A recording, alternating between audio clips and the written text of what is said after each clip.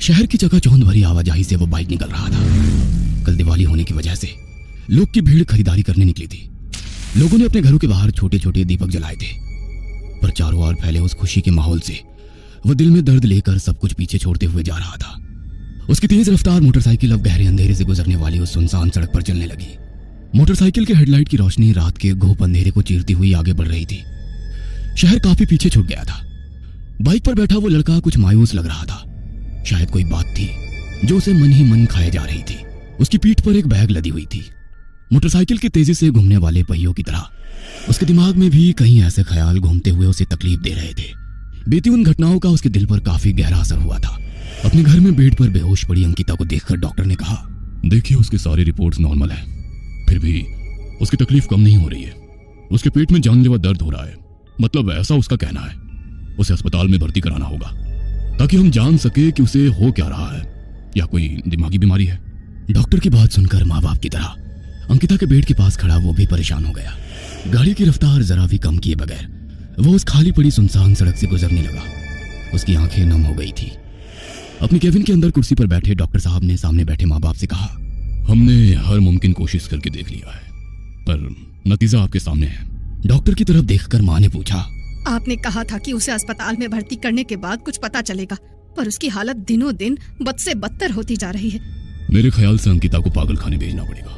अंधेरे को चीरती उसकी तेज रफ्तार मोटरसाइकिल की रोशनी में सुनसान और भयावह नजर आने वाली सड़क पर टिकी उसकी आंखें नम हो गई थी। उसके दिमाग में डॉक्टर की वह बात किसी कील की तरह चुभ रही थी। अंकिता को पागल खाने भेजना पड़ेगा। वो पूरी तरीके से पागल हो चुकी है, एक पागल। उन दिल को चीर देने वाले नुकीले शब्दों ने उसके दिमाग में जैसे कोहराम मचा दिया था। मेंटल हॉस्पिटल के कमरे में एक बेड से बंदी अंकिता का चीखना, चिल्लाना, रोना, बिलखना, दर्द से तड़पना, अपने चेहरों को नाखूनों से खरोच कर खून निकालकर जोर जोर से हंसना, सब दिमाग को जैसे कुरेद रहा था। काली सड़क पर वो अपनी बाइक के साथ घसीटते हुए कुछ दूरी पर जा रुका और सब कुछ शांत हो गया। कुछ पल वो वैसे ही जमीन पर पड़ा रहा। जमीन पर पड़े उसे अपने बचपन की वो घटना याद आ गई। माँ देखो, भैया साइकिल से गिर गए। घर के आंगन में साइकिल से गिरे भाई को उठाने के लिए अंकिता दौड़ती हुई उसके पास गई। उसके हाथ पर थोड़ी सी खरोच आई थी, पर उस जख्म को सहलाते हुए अंकिता खुद ही रोने लगी। अरे पागल, चोट मेरे हाथ पर लगी है और दर्द तुम्हें हो रहा है। पर बिना कुछ बोले जमीन पर गिरे अपने भाई को संभालते हुए वो घर के अंदर ले आई। अपने भाई के लिए उसका प्यार देखकर माँ का दिल भी भर आया।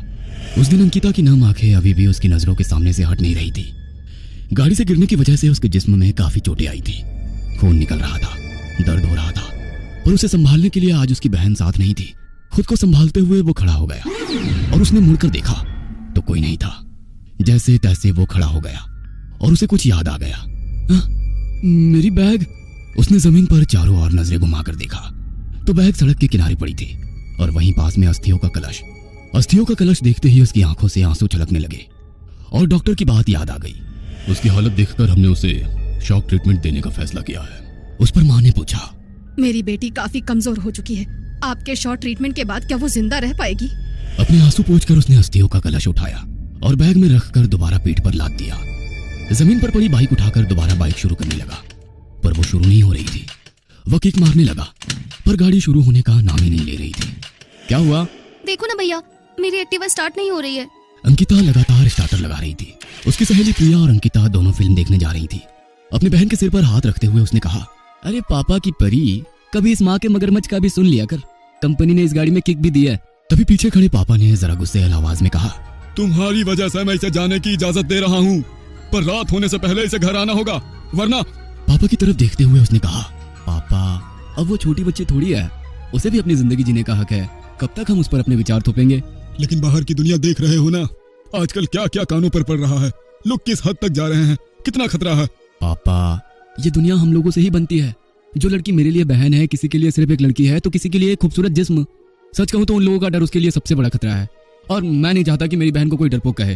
गाड़ी शुरू हो गई। हेडलाइट शुरू करके वो दोबारा उस सुनसान सड़क पर उसी स्पीड से चलने लगा। काफी खुशहाल और अच्छी फैमिली थी उसकी, माँ बाप और एक छोटी बहन जो मेडिकल कॉलेज के लास्ट ईयर में पढ़ रही थी, तो वो भी पढ़ाई पूरी करके मैकेनिक का काम सीख रहा था। ऐसे ही एक रात वो काम पर था। काम ज्यादा होने के कारण पिछले कई दिनों से उसे घर जाने में देर होती थी। रात के करीब 10 बजे होंगे, तभी उसके मोबाइल की रिंग हुई। उसने फोन उठाया तो उसकी माँ की कांपती हुई आवाज कानों पर पड़ी। बेटा जल्दी घर आ जाओ, अंकिता। माँ की आवाज उसके दिल को चीरती हुई निकल गई। उसने झट से अपनी बाइक निकाली और घर के लिए निकला। मन में अजीब अजीब ख्याल आ रहे थे। कुछ ही देर में वो घर पहुंचा। दरवाजे से अंदर दाखिल हुआ। अंकिता सोफे पर बेहोश पड़ी थी। माँ उसके पास बैठे डर से कांप रही थी और पापा उसके फैमिली डॉक्टर से बात कर रहे थे। देखिए, मैंने इसे इंजेक्शन दिया है, अगर कुछ प्रॉब्लम हो जाए तो मुझे फोन कर देना। इतना कहकर वे चले गए। उसने अपनी बहन के सिरहाने बैठी डरी सहमी अपनी माँ से पूछा, माँ क्या बात है? माँ कुछ बोलने की हालत में नहीं थी। पास खड़े पापा ने कहा, कोई घबराने वाली बात नहीं, उसे अचानक चक्कर सा आ गया था। माँ ने पापा की ओर हैरानी से देखा। शायद बात कुछ और थी। उसकी नजर कमरे के बाहर फर्श पर दुबक कर बैठी उनकी पालतू बिल्ली पर गई। वह काली बिल्ली बेहोश पड़ी अंकिता को लगातार घूरे जा रही थी। रात के करीब 2 बजने को थे। अपनी बहन की हालत उससे देखी नहीं जा रही थी। उसके दिल में बुरे ख्यालों ने घर कर लिया था। आंखें बंद करके वो बेड पर पड़ा रहा कि तभी किसी के सिसकियों की आवाज कानों पर पड़ी और डर के कारण मानो उसके दिल की धड़कन ही रुक गई। उसने लाइट लगाई और अंकिता के कमरे की तरफ बढ़ने लगा। उसने दरवाजा खोला, पर दरवाजा तो खुला ही था। दरवाजे से अंदर झांक कर देखा तो अंदर गहरा अंधेरा फैला हुआ था, लेकिन अब वो आवाज आनी बंद हो गई थी।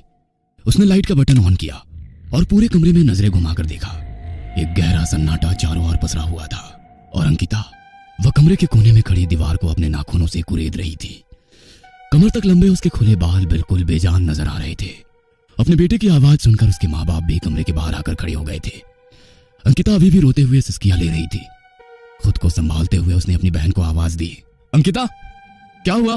पर वो बिना जवाब दिए उसी तरह दीवार को नाखूनों से कुरेद रही थी। वह एक एक कदम बढ़ाते हुए अंकिता के पास पहुंच गया और उसके कंधे पर हाथ रखकर बोला, अंकिता क्या हुआ? रो क्यों रही हो? अपने भाई की आवाज सुनकर अंकिता ने नम आंखों से मुड़कर देखा। उसके मुंह पर खून लगा था। आंखों के नीचे बने काले घेरे, सूखा चेहरा, बेजान बिखरे बाल। उसकी हालत देखकर लग रहा था जैसे वो कई महीनों से किसी जर्जर बीमारी से जूझ रही है। और रोते हुए अपने भाई के आगे हाथ जोड़कर बोली, मैंने कुछ गलत नहीं किया, मैं मरना नहीं चाहती। इतना कहकर वो एकदम से बेहोश होकर जमीन पर गिर पड़ी। उसके हाथ की उंगलियों को उसने अपने दांतों से काटकर खून निकाला था।